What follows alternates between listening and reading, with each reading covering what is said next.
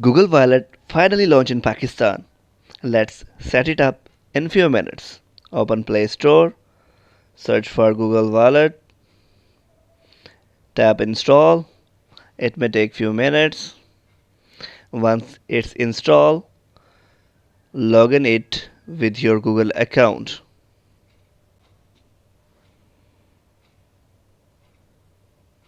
Here you go. Open the app, tap to add wallet. Here you can add your payment card either manually or by scanning your card.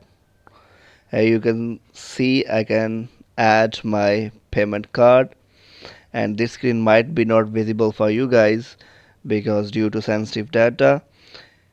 In this screen you have to enter your payment card details, and here we go.